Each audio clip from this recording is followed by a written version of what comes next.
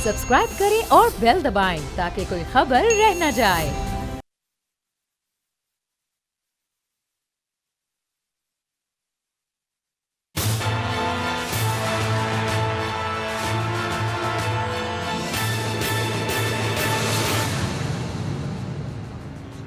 अस्सलाम वालेकुम नाज़रीन, आप देख रहे हैं प्रोग्राम तजिया। मैं हूं आपका मेज़बान समी इब्राहिम। अलीना इलियास आज भी अपनी तबीयत की ख़राबी की वजह से प्रोग्राम में शरीक नहीं है। राना ताहिर साहब मेरे साथ मौजूद हैं। पाकिस्तान की सियासी सूरत हाल पर बात करेंगे। दो तीन चीज़ें बड़ी अहम हैं।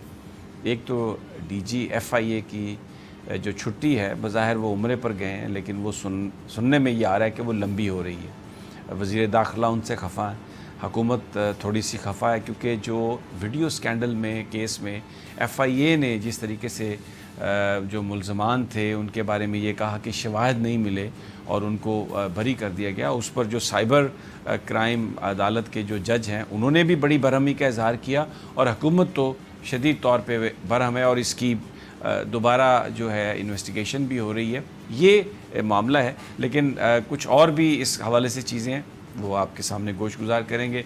आज मौलाना फजलुर रहमान साहब के साथ नून लीग की मीटिंग एहसन इकबाल साहब की, और वहाँ पर उन्होंने यही कहा मौलाना साहब से कि आप चले जाएं, आपका मौखर कर दें एहतजाज, नवंबर तक कर लें। क्यों ये नून लीग कह रही है कि नवंबर तक कर लें? एक महीने में किस चीज़ की उम्मीद है, किस चीज़ की तवक्को है, आज आपको वो बताएंगे। एक तो सबसे पहले वो कहते हैं ना, डूबते को तिनके का सहारा।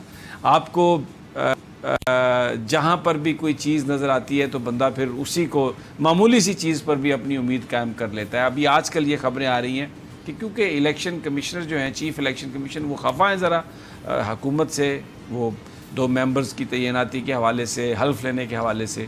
तो नून लीग ये समझ रही है कि ये जो इस वक्त नाराज़गी है चीफ़ इलेक्शन कमिश्नर की, शायद उसका वो फ़ायदा कुछ उठा सकें, क्योंकि 10 तारीख को जो तहरीक इंसाफ की रजिस्ट्रेशन फ़ॉरेन फंडिंग के हवाले से जो एक फ़ैसला आना है, उसके हवाले से क्या सरैयाँ बड़ा ज़ोर पकड़ रही हैं और ये एक तासुर बनाने की कोशिश की जा रही है कि हो सकता है तहरीक इंसाफ की रजिस्ट्रेशन ही कैंसिल हो जाए, फ़ॉरेन फंडिंग केस में कोई ऐसा फ़ैसला आ जाए जिससे कॉन्स्टिट्यूशनल बहरान पैदा हो जाए। और अगर वो तहरीक इंसाफ की रजिस्ट्रेशन ही कैंसिल हो जाती है तो फिर जो सारे मेंबरान उनके टिकट पर इलेक्ट हुए हैं उनकी तो कोई पॉलिटिकल हैसियत नहीं रहेगी, एक बड़ा कॉन्स्टिट्यूशनल बहरान आ जाएगा।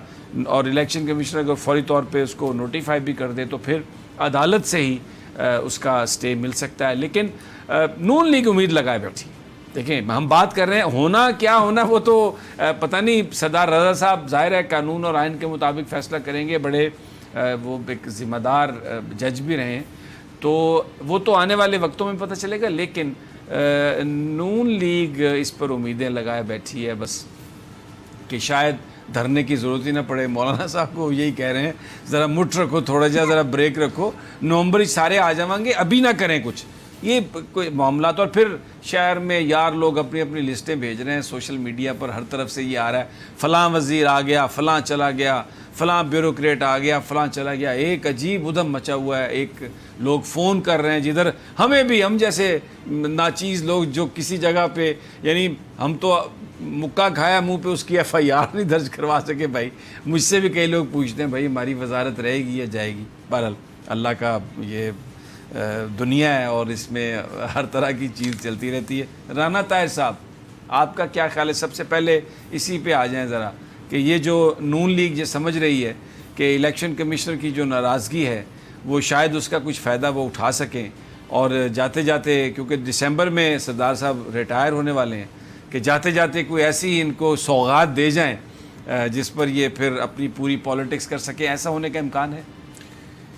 देखिए समी साहब, आपने ना ये नून लीग की दुखती रग को छेड़ा है। नून लीग वाले जो है ना, ये बेचारों का, आपको अगर पाकिस्तान की सियासी तारीख जो है ना समी साहब, इसमें बड़े अजीब व गरीब वाक़यात हुए हैं, बाद बड़े तकलीफ़ दे वाक़यात भी हुए हैं।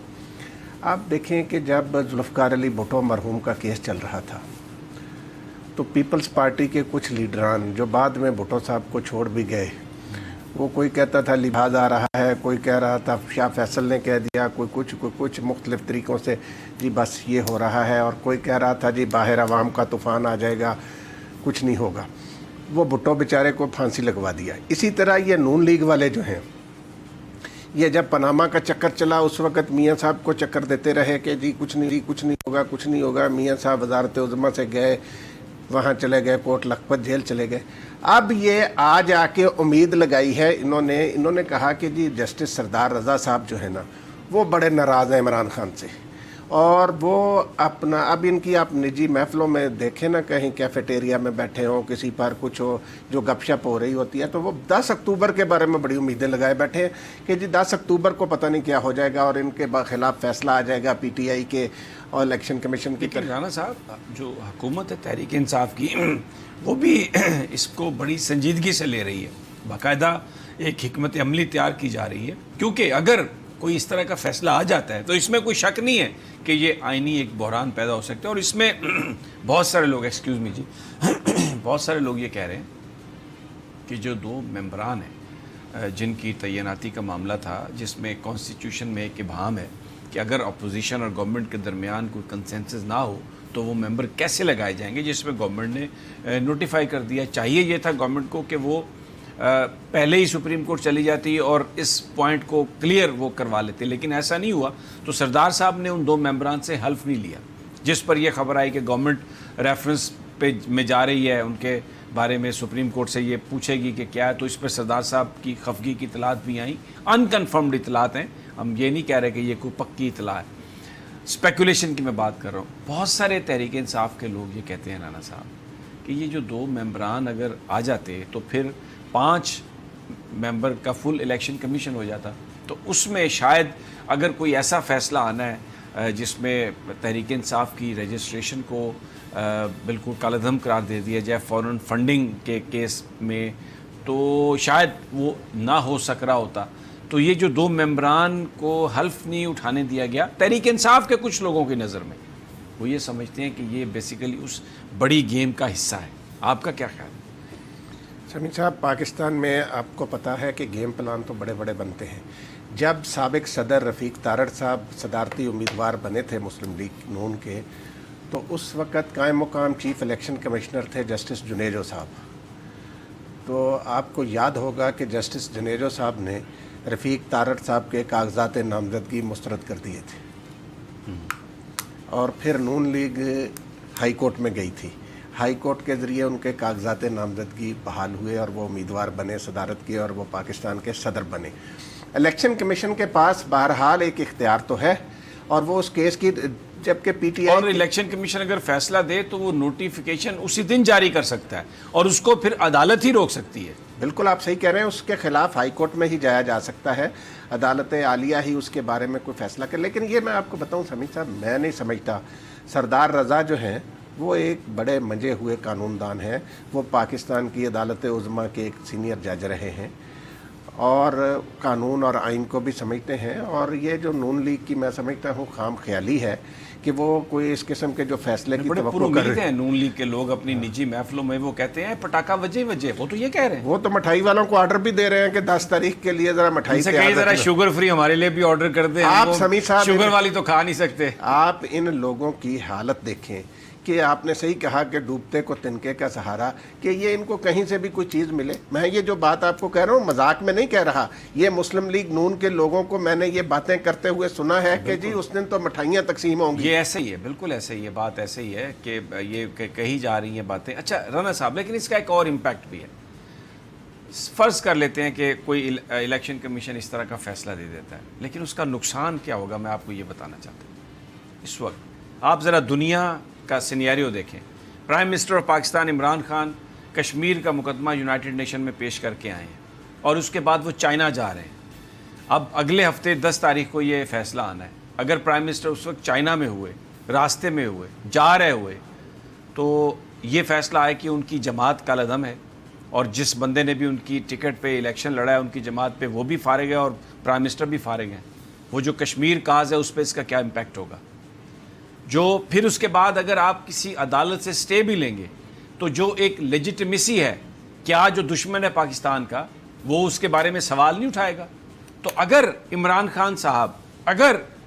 खान साहब की जमात और उनकी हुकूमत को अगर इस तरह का कहीं से कोई धचका लगता है तो राना ताहिर साहब, फिर वो जो साजिशी थ्योरीज़ हैं, वो जो कंस्पिरेसी थ्योरीज़ हैं کہ عین اس موقع پر جس وقت پاکستان بڑے بھرپور انداز میں بھارت پر ڈپلومیٹیکلی ایک اوفینسو کر رہا تھا، اور اس وقت بہت سارے جو ڈپلومیٹس ہیں وہ سمجھتے ہیں اگر سٹیٹس کو رہے، کیونکہ بھارت پنگے میں پھنس گیا، پاکستان نے تو کچھ نہیں کیا، یہ جو کچھ بھی کیا بھارت نے کیا، تو اسی لیے پوری دنیا میں مسئلہ کشمیر پر بات بھی ہو رہی ہے، اور دن بدن یہ بھارت کی پسپائی ہے۔ ایسے موقع پر پاکستان میں اس حکومت کو ڈی سٹیبلائز کرنا، ہٹانا، اس کا فائدہ کس کو ہوگا؟ اس کا فائدہ تو دشمن کو ہوگا۔ رانا صاحب، سمیع صاحب آپ کی بات بالکل صحیح ہے کہ فائدہ دشمن کو ہوگا۔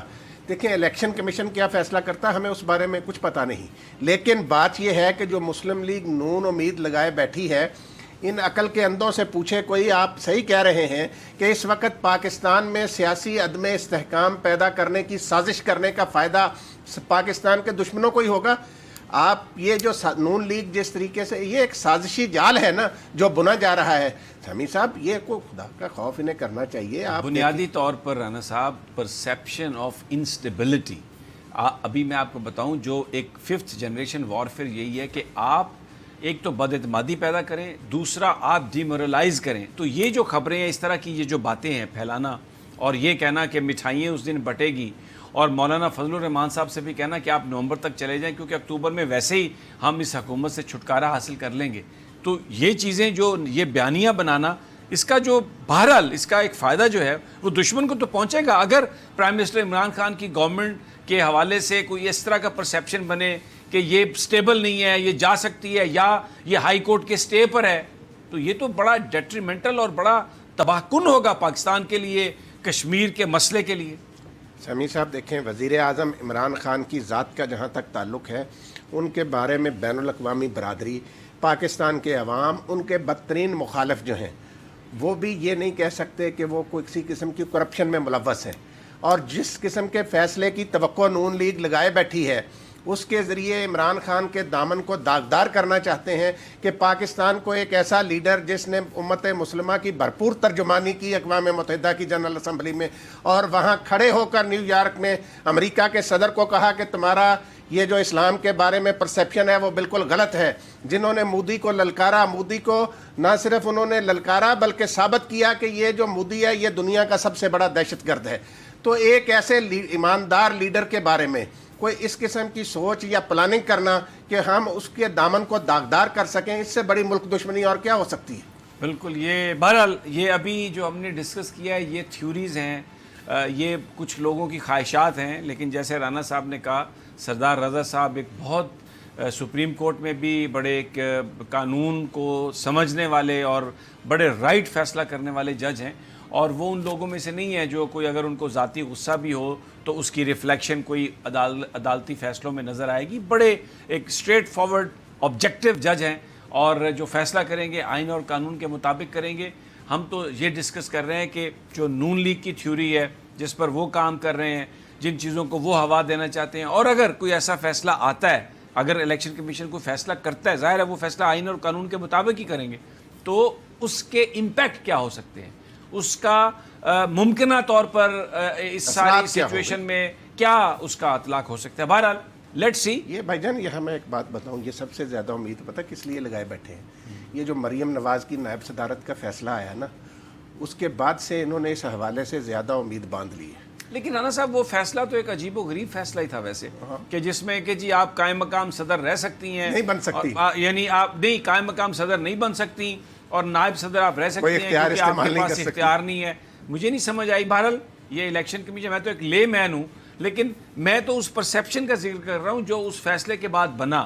اس فیصلے کے یعنی بہت سارے لوگوں نے کہا کہ یہ بڑا ریلیف ہے، کچھ لوگوں نے کہا کہ شاید یہ کوئی مکمکہ ہو گیا ہے اس کی بنا پر ایسا فیصلہ۔ میں تب بھی یہ کہتا تھا کہ الیکشن کمیشن آئین اور قانون کے خلاف فیصلہ نہیں کر سکتا۔ میری سمجھ ناقص ہے، میری عقل ناقص ہے، کیونکہ میں قانون کو باقاعدہ پڑھا نہیں ہے، بٹ پرسیپشن تو یہی تھا کہ جناب کوئی بہت بڑا کوئی کم ہو گیا، کوئی کم پہ گیا، اور دیکھو آنے والے دن چنکی ہوئے گا۔ یہ تو تھا نا رانا صاحب؟ بالکل آپ صحیح کہہ رہے ہیں۔ یہ ابھی تک یہ جو سازشی ٹولہ جس کے بارے میں آپ نے یہ کہا کہ ایسے موقع پر یہ پاکستان کو کمزور کرنے کی، سیاسی عدم استحکام پیدا کرنے کے لیے افواہیں اور جو شوشے چھوڑے جا رہے ہیں، ہم بھی انہی افواہوں اور شوشوں کا ذکر کر رہے ہیں نا کہ جو پھیلائے جا رہے ہیں۔ بالکل۔ اب آ جائیں جی ذرا، آج آپ کے دوست احسن اقبال صاحب گئے، انہوں نے مولانا سے کہا کہ جی نومبر تک آپ رک جائیں اور نومبر کے پھر ہم وہ تحریک چلائیں گے.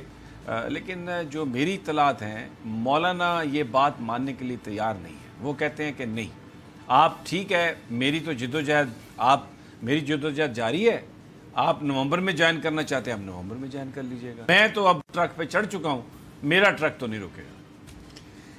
دیکھیں سمیع صاحب, میری اطلاع جو ہے وہ یہ ہے کہ مولانا فضل الرحمان صاحب جو ہے نا آخری لمحے وہ بھی کہیں گے کہ میں یہ اپوزیشن کی جماعتوں کے کہنے پر اپنا احتجاج مؤخر کر رہا ہوں, اور اس میں سب سے زیادہ اہم کردار جو ہے وہ آصف علی زرداری صاحب کا ہوگا.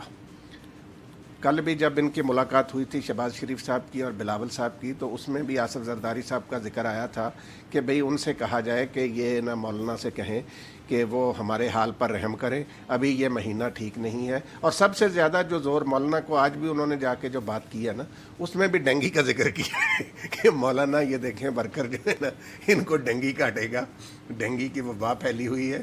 تو اس لیے اکتوبر میں کسی صورت, اصل میں آپ کو بتاؤں پیچھے اس کے کیا بات ہے.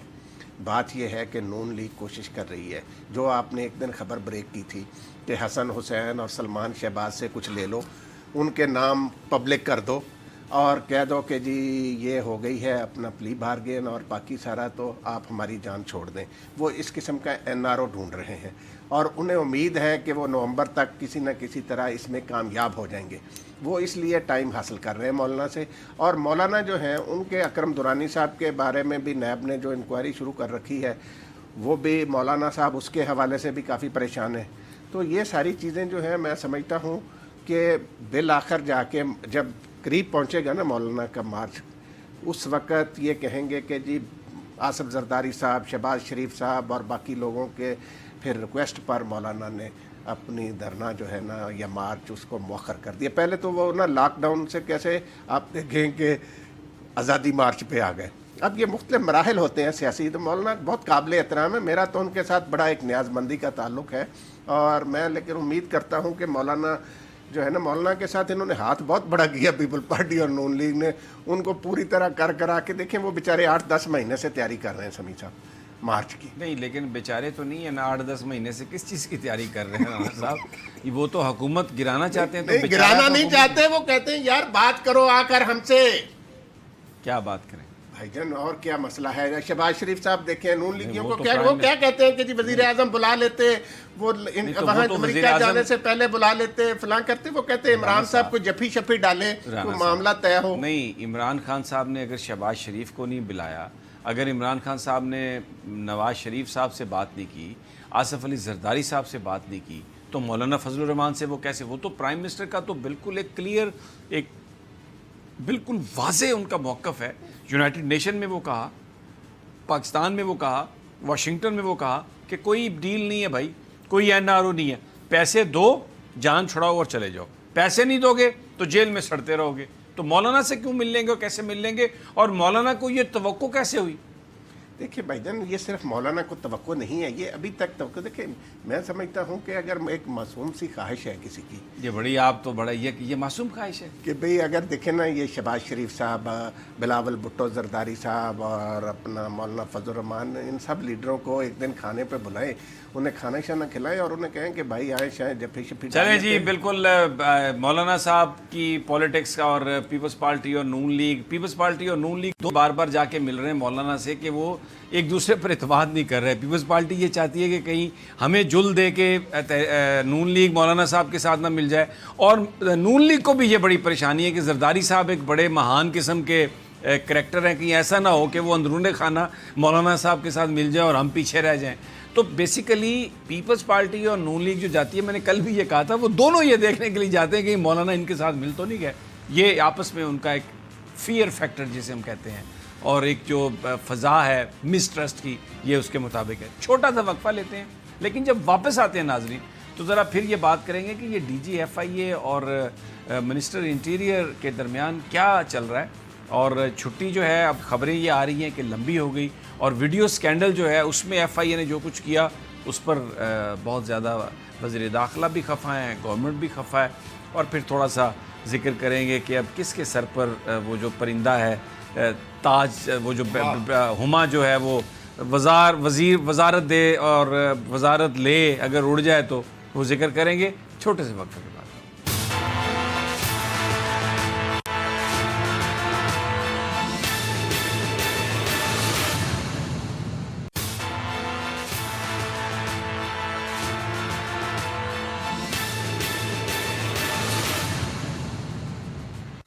ویلکم بیک ناظرین. تجزیہ میں پاکستان کی سیاسی صورتحال پر بات کر رہے ہیں. بریک پر جانے سے پہلے میں نے آپ سے ڈسکس کیا کہ اپوزیشن اس وقت کیا سوچ رہی ہے. اگرچہ مولانا صاحب کو مؤخر کرنے کا تو کہا جا رہا ہے اجلاس احتجاج جو ہے, لیکن ابھی احسن اقبال صاحب کا بیان ہم دیکھ رہے تھے اور رانا طاہر صاحب نے پوائنٹ آؤٹ کیا, کہہ رہے تھے کہ احسن اقبال صاحب کہہ رہے ہیں کہ اپوزیشن کے لیے عمران خان صاحب یا حکومت کی نگاہوں میں نفرت ہے. تو میں نے ان سے کہا کہ یقیناً اپوزیشن پیار کی طلبگار ہے. وہ یہ چاہتے ہیں کہ پرائم منسٹر عمران خان ذرا کچھ محبت کی نظر سے دیکھیں, کچھ پیار کریں, کچھ جفی ڈالیں, کچھ وہ جو احتساب کا معاملہ ہے, وہ جو ٹبری ٹائٹ ہو رہی ہے, تھوڑا سا نٹ لوز کریں. لیکن یہ ہونے والا نہیں ہے, کیونکہ اگر یہ ٹبری ٹائٹ ہونے کے بجائے لوز ہو گئی تو پاکستان کے عوام جیسے پہلے برباد تھے ویسے پھر برباد ہو جائیں گے. بہرحال یہ ایک چل رہی ہے آپس میں, اور جیسے جیسے چیزیں آئیں گی ہم آپ کو بتائیں گے. ڈی جی ایف آئی اے کا معاملہ, بشیر میمن صاحب کے ساتھ حکومت کی کچھ خفگی ہو گئی ہے, کیونکہ جس انداز میں ویڈیو سکینڈل کیس میں ایک مجسٹریٹ صاحب سے بریت ملی ان 3 ملزمان, اور ایف آئی اے نے وہاں پر یہ جا کے کہا کہ جناب ہمارے پاس تو کوئی ثبوت ہی ہمیں نہیں ملا اس کا, اور وہ بری ہو گئے. اس پر جو سائبر کرائم عدالت کے جج ہیں, ایک تو وہ بڑے برہم ہوئے کہ یہ جو جوڈیشل مجسٹریٹ تھے ان کو اس بات کا اختیار نہیں تھا کہ وہ اس کو بری کر دیتے. اور پھر یہ رپورٹ کیسے بنائی ایف آئی اے نے, حکومت بھی اس پر خفا ہوئی, بڑی خبریں چلیں کہ بک مکا یہ وہ. شاید بیکاز ڈی جی ایف آئی اے ادارے کے سربراہ ہیں تو شاید ان کے اوپر رسپانسبلٹی فکس کرنے کی کوشش کی گئی ہو, لیکن جتنا ہم بشیر میمن صاحب کو جانتے ہیں, میں دیکھتا رہا انہیں, ایک شریف آدمی ہیں, ایماندار آدمی ہیں, اور بڑے خدا ترس آدمی ہیں, اس میں کوئی شک نہیں ہے. رانا صاحب, میرا اپنا خیال یہ ہے کہ آپ کو پتہ ہے ہر ادارے میں بھیڑیں ہوتی ہیں, کچھ کالی, کچھ وہ دھاری دار, کچھ ڈب کھڑبی بھی ہوتی ہیں. یہ جو کام ہے نا ایف آئی اے میں کہ وہ ملزمان کی بریت کے لیے فٹافٹ رپورٹ آئی اور وہ مجسٹریٹ سے, جوڈیشل مجسٹریٹ سے بریت لے لی, جس کو اب سائبر کرائم جو کورٹ کے جج ہیں وہ بھی اس کو ڈائجسٹ کرنے کے لیے تیار نہیں ہے. تو ان ڈب کھڑبی بھیڑوں کو ڈھونڈنے کی ضرورت ہے, بجائے اس کے کہ بشیر میمن پر انگلیاں اٹھا دی جائیں, انلیس کوئی ایک بہت ہی ایماندارانہ انویسٹیگیشن اس بات کو پروو کرے. کیا کہتے ہیں آپ؟ جی سمیع صاحب, بالکل بات یہ ہے کہ جہاں تک ڈی جی ایف آئی اے بشیر میمن صاحب کا تعلق ہے تو آپ نے صحیح کہا, وہ بلا شبہ ایک اچھے دیانتدار افسر ہیں. ہم بھی انہیں سپریم کورٹ میں بھی دیکھتے رہے ہیں مختلف کیسوں کے حوالے سے.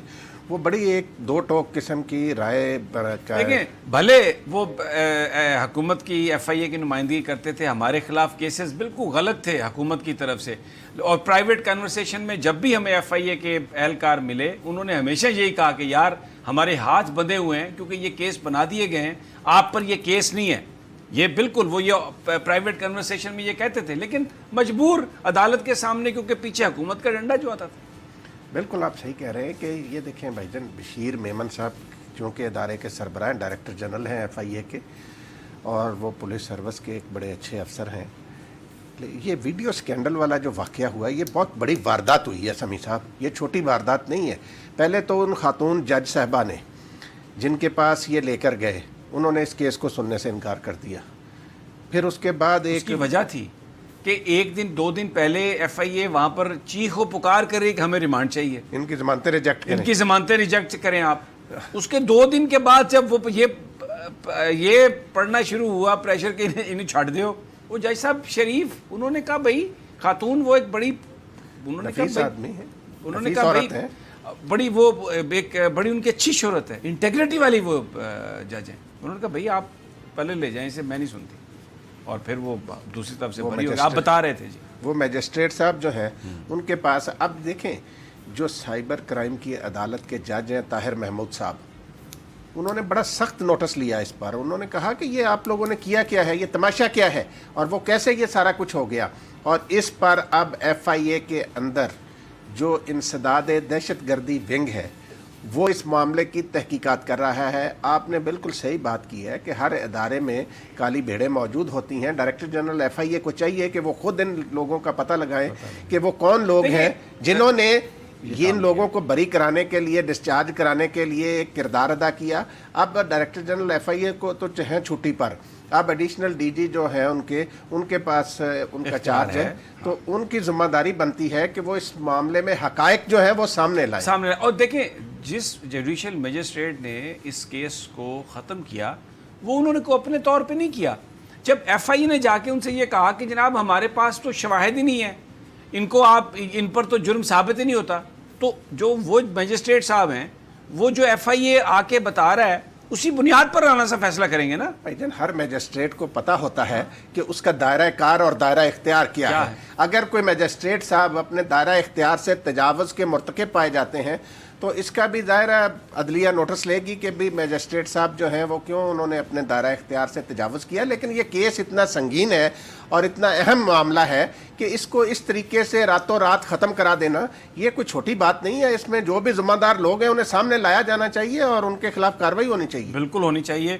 لیٹس سی کہ کیا ہوتا ہے اور اب آگے یہ کس رخ جاتا ہے. لیکن ابھی جو خبریں آ رہی ہیں وہ یہ ہے کہ بشیر میمن صاحب کی جو عمرے کی چھٹی ہے وہ لمبی ہو گئی. بہرحال جو بھی 9 اکتوبر تک بڑھا دی گئی ہے. دیکھتے ہیں اب آگے چل کر کیا ہوتا ہے. شاید انہوں نے خود ہی ایکسٹینشن لی ہو، لیکن آپ کو پتہ ہے یہ چیزیں ایسی ہیں جس میں اسپیکولیشن بہت زیادہ ہوتی ہے.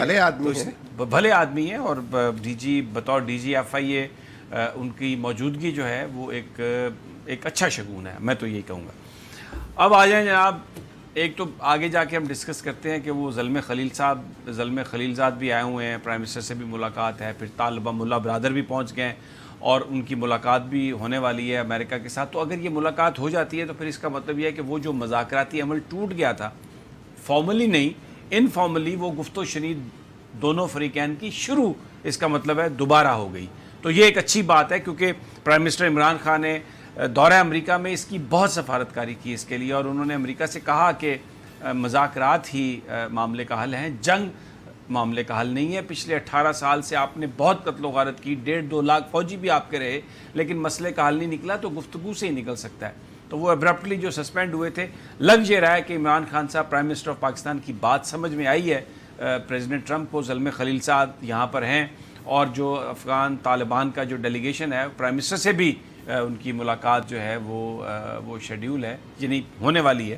تو لیٹ سی کہ یہ ایک اچھی شروعات ہیں. وزارتیں بھائی جان، ہر وزیر اور اس کے دوست ساتھی جو ہے نا سوشل میڈیا پر ایک لسٹ بھیج رہے ہیں جس میں باقاعدہ طور پر وزراء کے یعنی متوقع جو وزراء ہیں ان کے نام، ان کے محکمے اور ایسے بھیج رہے ہیں 24 گھنٹے 23 گھنٹے. میرا اپنا خیال یہ ہے کہ پرائم منسٹر جب چائنا کے دورے سے واپس آئیں گے تو پھر کابینہ میں ریشفل کریں گے. یہ میرا اپنا ایک ذاتی خیال ہے. کچھ لوگوں سے میری بات ہوئی، انہوں نے بھی یہ کہا. ایک تو یہ کہ جیو ٹیلی ویژن نے، ہمارے دوست ہیں سارے، میرے تو پرانا وہ ادارہ ہے، میں کام کرتا رہا ہوں وہاں پہ، سارے ہی دوست یار ہیں ہمارے. انہوں نے یہ خبر چلائی کہ جی فردوس عاشق اوان صاحبہ کی چھٹی ہو گئی، جس پر فردوس عاشق اوان صاحبہ نے خود یہ بات کہی کہ میں موجود ہوں. اور جو بہت سارے لوگ ہیں وہ بتا رہے ہیں کہ شاید اگر کوئی تبدیلی کی ایسی بات نہیں ہے، لیکن اگر کوئی ہوئی بھی تو ان کے پاس اطلاعات و نشریات کا ہی شعبہ کسی اور صورت میں شاید آ جائے. آپ کے پاس کیا اطلاعات ہے رانا صاحب؟ جی سمی صاحب، دیکھیں آپ نے صحیح کہا کہ یار لوگ جو ان کے ذہن میں جو خواہشات ہیں وہ اس کا ذکر کر رہے ہیں. ابھی ہمارے وہ جو ہیں ڈاکٹر معید صاحب، ان کا بھی نام ڈالا ہوا تھا کہ وہ وزیر اعظم کے مشیر برائے میڈیا بن رہے ہیں، جس کے بعد ڈاکٹر معید صاحب نے کہا کہ بھائی میں ایسا کچھ نہیں، اس لسٹ میں میرا نام شامل نہ کریں، آپ کی خواہشات ہیں کسی اور کو کر لیں. لیکن یہ دیکھیں یہ اس طرح کئی صحافیوں میں یہ بڑی خواہش ہوتی ہے کہ ہم ترجمان بن جائیں. وہ صحافت کرتے اس لیے کہ کوئی سرکاری نوکری مل جائے اور آ جائیں ہم. ویسے اتنا مالی حالات نہیں ہوتے، اتنا سٹیٹس نہیں ہوتا کہ کسی حلقے میں جا کے ووٹ لے کے الیکشن جیت کر آ جائیں کسی پارٹی میں. تو وہ بھی ان کی بھی یہ خواہش. صرف ایک میں یہاں پر ان کو کریڈٹ دوں گا جنہوں نے صحافت کو بنیاد نہیں بنایا پولیٹکس میں آنے کے لیے، وہ ایاز امیر ہیں.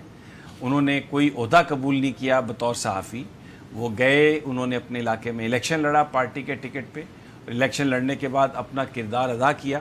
زیادہ ان کی بنی نہیں حکمرانوں سے, کیونکہ حق سچ کی بات کرنے والے ہیں, صاف گو آدمی ہیں, کھل کر بات کرتے ہیں. بٹ کریڈٹ گوز ٹو ہم, وگرنہ وہ جس پوزیشن میں تھے صحافت کی, وہ چاہتے تو کہیں پہ بھی وزیر بھی آ سکتے تھے, کچھ بھی کر سکتے تھے. لیکن انہوں نے ڈائریکٹ الیکشن, عوام کے پاس جا کے لوگوں سے ووٹ لے کے الیکشن لڑا, اور پھر اس کے بعد وہ پارلیمنٹ میں گئے, اسمبلی میں گئے. لیکن انہوں نے یہ مناسب عزت دار آدمی ہے, خاندانی آدمی ہے, اور میں کہتا ہوں کریڈٹ گوز ٹو ہم فار دیٹ. رانا صاحب, باقی بہت سارے لوگ ہماری طرح کے پھر رہے ہیں, ایڈوائزر بنا لو جی, ادھر کئی تو ان آفیشیل ایڈوائزر بنے ہوتے ہیں. سمیع صاحب دیکھیں یہ بات آپ جو کر رہے ہیں نا, میں سمجھتا ہوں کہ کسی بھی صحافی کو یہ زیب نہیں دیتا کہ وہ سرکاری عہدہ قبول کرے. اس کو اپنے دیکھیں اس کے پیشہ ورانہ کا فرائض جو ہیں وہ متاثر ہوتے ہیں. اس کے بعد پھر دوبارہ آ جانا کہ جی ہم صحافی ہیں, کبھی آپ نگران وزیر بن جائیں, کبھی نگران چیف منسٹر بن جائیں, کبھی کچھ بن جائیں, اور پھر صحافت کا لبادہ اوڑھ لیں. یہ چیزیں جو ہے نا, یہ بہرحال یہ میں سمجھتا ہوں نہایت نامناسب ہیں. اور صحافت جو ہے نا, یہ واقعتاً ایک بڑا مقدس پیشہ ہے. جو لوگ اس تو آپ میں کا کیا خیال ہے, یہ وزارت مقدس پیشہ نہیں ہے؟ بھائی جان دیکھیں, یہ بات جن لوگوں کا کام ہے نا سیاست, یہ ان کو آپ نے صحیح کہا دیکھیں آپ کی الیکشن یہ لڑ نہیں سکتے. میں آپ کو بتاؤں سمیع صاحب, یہ چیزیں جو ہے نا, یہ جو خواہشات ہیں, آپ مجھے بتائیں کہ ایک بندہ ایک اخبار کا ایڈیٹر ہے, وہ جا کے کہیں پریس سیکرٹری, کہیں وزیر اعظم کا کوئی مشیر یا وزیر اعلیٰ کا مشیر بن کے, اور اس طرح کے سرکاری نہیں رانا صاحب, یہ پوری دنیا میں اس کے بعد انہیں صحافت کو خیر بات کیا دینا چاہیے. نہیں, ایک تھوڑا سا اس میں فرق ہے. میں یہ سمجھتا ہوں کہ آپ اگر جب آپ پولیٹیشین ہیں تو پھر آپ بطور پولیٹیشین کام کرتے ہیں. When you become some adviser اور آپ کوئی ترجمان ہیں, تب آپ ان کی ترجمانی کر رہے ہیں. اور اگر اس کے بعد آپ صحافی بھی بننا چاہتے ہیں تو آپ بن سکتے ہیں, لیکن اس کے لیے ضروری ہے کہ آپ اپنا کام آبجیکٹیولی اور ایمانداری سے کریں. آپ اپنے آپ کو یہ نہ کہیں کہ میں انڈیپینڈنٹ ہوں. دیکھیں نا, امریکہ میں جو ڈیموکریٹس ہیں یا ریپبلکنز ہیں, جرنلسٹ بھی اپنے آپ کو یہ بتاتے ہیں, کیونکہ آپ ایشو پر ایک پوزیشن لیتے ہیں. اگر وہ پوزیشن کسی پارٹی کی بھی ہے تو ٹھیک ہے, آپ کا ٹلٹ ادھر ہے, دیٹ از فائن. لیکن پھر آپ اس پوزیشن کی جب بات کریں تو ایمانداری سے بات کریں. آدھا تیتر آدھا بٹیر نہیں, ادھر بھی رل گئے ادھر بھی رل گیا, مال بھی بنا لیا, یہ کام نہیں ہونا چاہیے.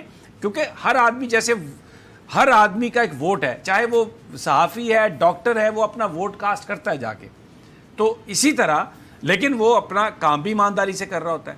تو کسی کے ساتھ مل کے جو کام کرنا ہے, اس سے کوئی خدا نخواستہ یہ نہیں ہے کہ کوئی پرابلم ہو گئی ہے. لیکن اگر وہ کام آپ ایمانداری سے نہ کریں, صحافت ایمانداری سے نہ کریں, سیاست ایمانداری سے نہ کریں, وہ قابل اعتراض ہے. سمیع صاحب, یہ تو دیکھیں, اگر ایک بندہ جو ہے ایک سیاسی جماعت کے لیے کام کر رہا ہے, وہ ایک حکومت کے لیے کام کر رہا ہے, حکومتی عہدہ لے کر بیٹھا ہوا ہے, اور پھر بطور صحافی وہ اپنا کہیں کالم لکھ رہا ہے یا کہیں اپنا ٹاک شوز میں آ کے بات کر رہے ہیں, یا اپنے آپ تو وہ اس سے سوکھے بھائی, میری بات سنیں نا کیسے. اچھا, ٹائم ختم ہو گیا, اس پر ہم بات کریں گے. لیکن ایک اور چیز میں کہنا چاہتا ہوں کہ اس میں ابصار عالم جو چیئرمین پیمرا تھے, ان کو بھی اس بات کا کریڈٹ جاتا ہے کہ انہوں نے یہ کہا تھا کہ اگر میں اب چھوڑوں گا چیئرمین شپ اپنی پیمرا کی تو اس کے بعد میں صحافت نہیں کروں گا. تو میں ان کو دیکھتا ہوں, وہ مریم نواز صاحبہ کی پیشی پر آتے ہیں, ان کے ساتھ کھڑے ہوتے ہیں, اپنی وفاداری اس خاندان کے ساتھ نبھا رہے ہیں, اور انہوں نے صحافت نہیں کی. ابھی انہوں نے اپنی زبان کا پاس رکھا. اس لیے آپ بھی اس حوالے سے مبارکباد کے مستحق ہیں کہ جو آپ نے بات کہی ابھی تک آپ اس پر پورا اتر رہے ہیں. ناظرین, اجازت دیجیے, کل پھر انشاءاللہ تجزیہ میں آپ سے ملاقات ہوگی. اللہ نگہبان.